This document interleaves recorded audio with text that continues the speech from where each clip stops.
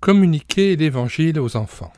Nancy de Corvée, chapitre 6, le salut et l'enfant, 3e paragraphe, la responsabilité du moniteur. 1. Ne pas être un obstacle. Laissez venir à moi les petits enfants et ne les en empêchez pas. En moralisant et en développant un sentiment de fausse culpabilité qu'ils rejetteront dans l'adolescence, et ne pas être un obstacle, en forçant un bouton de fleur à s'ouvrir. Il faut laisser le Créateur agir lui-même dans sa créature. Lui ne détériorera jamais sa création. Troisièmement, en étant sentimental. Il est facile de jouer avec la profonde crédulité et sensibilité de l'enfant. Facile, mais criminel. Par exemple, le récit de la Passion est si sobre dans les évangiles. N'allons pas y ajouter des détails sanglants qui bouleverseront l'enfant, car les larmes versées ne seront pas le signe d'une repentance. En faisant des appels à propos de n'importe quel texte, c'est méconnaître la profonde richesse de l'écriture et souvent c'est tordre le sens des textes pour les obliger à dire ce que nous avons envie de leur faire dire. Ayons une pensée théologique intègre et précise. En attirant l'enfant à nous plutôt qu'au Seigneur. Une personnalité attachante entraîne l'adhésion d'enfants et de jeunes. Nous ne sommes que des collaborateurs qui devons savoir nous effacer au moment voulu. Il est vrai aussi que notre rôle est de refléter assez l'amour du Seigneur pour donner envie à l'enfant de lui appartenir. C'est en nous examinant nous-mêmes loyalement devant Dieu que nous pourrons le laisser purifier nos motivations secrètes. 2. Apporter la parole de Dieu. Exposer avec sérieux et d'une manière christocentrique. Préparer dans la recherche et la prière. Animer du souffle du Saint-Esprit qui la vivifie. Semer dans la joie de celui qui prépare la moisson. Arroser dans la certitude que le Seigneur l'utilisera pour faire entrer de nombreux enfants dans son royaume. Car, comme nous l'avons déjà dit, la foi vient de ce qu'on entend, et ce qu'on entend vient de la parole de Christ. Le Christ que nous annonçons n'est pas le fruit d'une philosophie, mais il est le Christ des Écritures. La parole est devenue un être humain et a vécu parmi nous, Jean 1, verset 14. 3. Amener à un acte de foi. Le moniteur doit se préparer à amener les enfants à un acte de foi. Cela arrive souvent de manière si inattendue et parfois si subtile que l'on panique, et sans transition, on change tout à coup d'attitude et de voix. C'est pourquoi il est nécessaire de prévoir certaines questions et de nous former à réagir naturellement en cachant peut-être l'émoi de notre cœur qui bat à coups redoublés. Mais là encore, il n'y a pas de recette, il ne peut y avoir que quelques conseils issus de l'expérience. Demandez la sagesse à Dieu, sans douter. Jacques 1, versets 5 à 8, prenant par la foi ce que le Seigneur veut nous donner pour notre ministère au moment voulu. Seigneur, j'ai les mains vides, remplis-les d'un don de sagesse. Prière formulée dans le secret de notre cœur lorsqu'un enfant pose soudain une question intéressante. Écoutez la question de l'enfant avec discernement. En effet, tout à coup, une question peut être apparemment anodine, est formulée dans le groupe du dimanche matin ou pendant une retraite. Elle déclenche en nous un sursaut. Est-ce l'étincelle qui a brillé dans le regard de l'enfant, souvent si sérieux et si attentif? Ou bien est-ce l'esprit, avec un E majuscule, qui tressaille en nous et nous avertit? Cernez avec délicatesse le problème que soulève la question de l'enfant en le questionnant, mais en évitant les questions loterie, chapitre 14, qui exigent un oui ou un non comme réponse et qui ne révèlent rien de valable. Je pense à un garçon de 10 ans qui m'a dit carrément à la suite d'une leçon « Pour moi, c'est impossible de lire la Bible et de prier ». Son regard de détresse m'a immédiatement alerté. Il fallait creuser. Qu'est-ce que cela te fait? Un haussement d'épaule, mais la tête se penche et le regard se dérobe. Cela t'est égal ou tu aimerais bien le faire? Je voudrais bien, mais je n'arrive pas.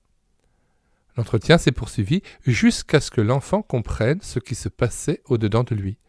Son intérêt était réel, son désir authentique, mais il n'avait pas la force d'accomplir ce qui restait malgré tout chez lui un effort scolaire. En fait, il avait soif de mieux connaître le Christ et de pouvoir lui ouvrir son cœur. C'est la vie du Saint-Esprit qui lui manquait. Après avoir compris que le Christ avait un désir au moins égal au sien de communier profondément avec lui, l'enfant a reconnu ses barrières intérieures et a laissé le Christ entrer en lui pour y faire sa demeure. J'ai su par ses camarades qu'effectivement quelque chose s'était passé. Il priait même à haute voix avec eux. Donnez à l'enfant une parole de Dieu, comme une arme contre le doute et l'accusateur qui ne manquera pas de le travailler. L'enfant doit partir avec une assurance. Je revois ce garçonnet de 11 ans me demandant « Comment peut-on être sûr qu'on a la vie éternelle ?» C'est la Bible qui a été, bien sûr, notre carte de route. Nous nous sommes penchés ensemble sur 1 Jean 5,12, puis au verset 13. L'enfant avait réellement compris ce que signifiait avoir Jésus, mais il n'arrivait pas à s'approprier la promesse. Il révélait une nature inquiète, tourmentée déjà par la mort et l'avenir. Pourtant, il croyait ces choses de tout son cœur. C'est en faisant de la grammaire qu'il a saisi. Il a découvert le mode et le temps de « vous avez » vers 13, qu'il a encadré de rouge dans sa Bible. Je rappelle le verset 1 Jean 5, 12 et le verset 13 que nous citons. « Celui qui a le Fils a la vie. Celui qui n'a pas le Fils de Dieu n'a pas la vie. Je vous ai écrit ces choses afin que vous sachiez que vous avez la vie éternelle, vous qui croyez au nom du Fils de Dieu. » L'enseignement de la maîtresse a joué son rôle. Mais de nouveau, dans la prière, on a dû lutter ensemble contre le doute. La victoire a été acquise quand il a pu dire lui-même « Seigneur Jésus, merci d'habiter en moi. Merci parce que tu me donnes maintenant la vie éternelle. » Ce garçon aura peut-être encore des combats, mais il pourra chaque fois se référer à ce verset biblique encadré de rouge dans sa Bible comme un poteau indicateur sur sa route. Entourer l'enfant de notre compréhension et de l'amour du Père, l'assurer de sa présence qui l'accompagnera sur la route difficile de la foi. Ne déformons pas la parole en parlant du chemin large, alors que le Christ nous parle du chemin étroit. Matthieu 7, versets 13 à 14. L'évangéliste hollandais Herman Terwijl ajouterait « Pourquoi ne pas suivre l'exemple du Christ en leur imposant les mains ?» sans lier nécessairement ce geste à la conversion, bien sûr.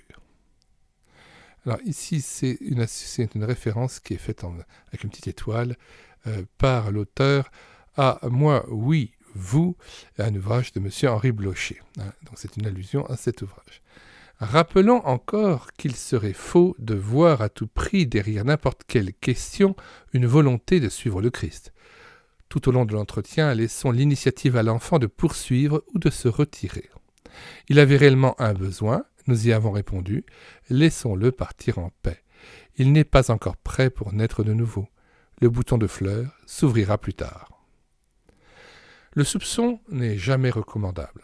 Cependant, il faut garder à l'esprit ce besoin que peut avoir l'enfant de répéter un acte de foi déjà fait précédemment avec quelqu'un d'autre, lors d'un camp, d'une retraite ou en famille. Ce besoin traduit une ignorance, une défaillance, une inquiétude, une insécurité. Il est l'occasion d'expliquer à l'enfant la différence entre la conversion et la sanctification. Là encore, je me souviens d'un garçon de 13 ans qui, lors d'un camp à Veynes, voulait être un soldat du roi. Or, justement, son comportement et son rayonnement m'avaient impressionné, de même que ses connaissances bibliques. Je n'ai donc pas été du tout étonné quand mon interlocuteur m'a dit que l'année précédente, il avait ouvert la porte de son cœur, Apocalypse 3:20, au Seigneur.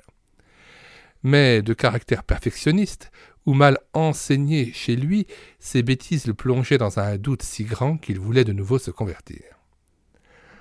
Dans l'entretien, il a compris que son nom était écrit sur le livre de vie pour toujours, et que rien ne pouvait le séparer de l'amour du Christ. Romains 8, versets 37 à 39. Un partage de mes propres difficultés l'ont fait sourire. Malgré la différence d'âge, nous étions bien dépendants du même Seigneur pour confesser nos fautes dans la marche avec lui et recevoir son pardon. Résumé. À la lumière de l'Évangile, on peut dire que tout enseignement biblique est une forme d'évangélisation et, vice-versa, que toute évangélisation est une forme d'enseignement de la doctrine. Timothée est à la fois exhorté à enseigner, 1 Timothée 4,13, et à faire l'œuvre d'un évangéliste, 2 Timothée 4, verset 5. C'est en petite note, Nancy de Corvée renvoie à Claire-Lise de Benoît. L'expérience démontre en effet qu'une étude approfondie et christologique amène presque naturellement l'enfant au Christ sauveur et Seigneur, car l'enfant comme l'adulte a besoin d'être sauvé. Jésus lui-même semble dire que cette démarche leur est naturelle. Laissez venir à moi les petits-enfants, alors qu'il donne un ordre catégorique au docteur de la loi, il faut que vous naissiez de nouveau. Il n'en reste pas moins vrai que la nouvelle naissance d'un enfant, comme celle d'un adulte, est toujours un miracle puisqu'elle est l'œuvre du Saint-Esprit. La repentance qui l'accompagne est moins dramatique chez l'enfant que chez l'adulte, car les racines du péché sont moins nombreuses et moins profondes. Mais c'est la bonne nouvelle dans sa pleine révélation que l'enfant accepte, et non un évangile au rabais, simplifié et tronqué. C'est pourquoi, lorsque nous parlons d'enfant et de salut, nous pensons à l'enfant dégagé de la petite enfance, responsable de lui-même vis-à-vis de ses parents et de ceux qui l'entourent, l'enfant qui peut répondre devant Dieu de ses actes et de ses pensées. Cet acte de foi a peut-être été précédé d'autres actes de foi, d'autres étapes où le petit enfant obéissait à ce qui lui était donné de comprendre. Mais cette entrée marquante dans une vie nouvelle doit être assurée, cimentée par un entretien sérieux avec un adulte, moniteur ou autre, qui vérifiera la signification profonde de la demande exprimée. Le moniteur aura besoin de bon sens humain et de sagesse divine pour ne pas brusquer l'enfant et le laisser toujours libre de ses actes et de ses paroles. La Bible est là pour sceller l'entretien et fournir la parole de Dieu qui répond avec une autorité indiscutable au désir exprimé par l'enfant. Question 1. Donnez une définition de la moralisation et de l'évangélisation. 2. Le salut est-il le résultat d'une bonne conduite ? Romains 7, versets 14 à 25, Jacques 2, verset 17 et Galates 2, 16. 3. Quel est le rôle du Saint-Esprit faisant irruption dans la vie d'un enfant ? Romains 8, verset 5, Galates 5, verset 16 à 26, Ézéchiel 36, verset 27. 4. L'enfant pourra-t-il rester fidèle ? Philippiens 1, 6, Jean 10, verset 28, 1 Jean 4, verset 4, Jean 17, verset 20 et Ézéchiel 16, verset 60. 5. Imaginez qu'à la fin d'un culte où vous avez exposé le récit du petit Samuel chez Élie, un enfant de 10 ans vous pose cette question. Dieu ne me parle jamais. J'aimerais bien, mais je crois que je ne l'entends pas. Maman dit que je n'écoute jamais quand quelqu'un parle. Construisez un dialogue où le dénouement montre l'enfant faisant un acte de foi. Nous mettons dans les commentaires de cette vidéo le lien d'accès à la page de téléchargement de cet ouvrage « Communiquer l'Évangile aux enfants » de Nancy de Corvée sur médiathèquechrétienne.fr qui est un site où nous avons téléversé et mis à votre disposition gratuitement des e-books correspondant à des ouvrages qui étaient complètement épuisés et non réédités. Et afin que la richesse de cet ouvrage puisse encore profiter à l'Église, nous les avons numérisés après les avoir scannés et les avons mis à votre disposition en PDF, en Word et avec un renvoi sur cette chaîne YouTube lorsqu'il s'agit d'un livre audio, quand bien même fût-il partiel. Il y a une interaction entre la chaîne YouTube, Elle écoutait sa parole, et le site internet médiathèquechrétienne.fr. Vous pouvez y accéder directement et vous n'avez pas à vous inscrire ni quoi que ce soit. Vous tapez médiathèquechrétienne.fr sans accent et vous entrez directement sur le site. Vous allez sur la page d'accueil, vous cliquez sur Livres et vous avez donc tous les ouvrages qu'on a pu numériser. Vous avez aussi de très nombreux chants et de très nombreux cantiques que nous avons mis en parole, notamment les cantiques de Daniel Françoise Dossmann, mais aussi des cantiques Échos de la joie, des cantiques de la mission Timothée et bien d'autres encore. Voilà, nous vous demandons aussi de bien vouloir regarder sur cette chaîne YouTube l'ensemble des ouvrages que nous avons lus en audio, et notamment l'intégralité de l'œuvre de M. André Adoul, quelques ouvrages de Maurice Ray, de René Pache ou de Maurice Decker, mais aussi donc l'ouvrage de Willem Busch, Jésus notre destin, que nous sommes en train de lire. Bonsoir à tous et à bientôt. Nous lirons prochainement la suite de cet ouvrage, avec notamment le chapitre 7, La prière et l'enfant de Sylvette Delessert et Nancy de Corvée. À bientôt donc, au revoir.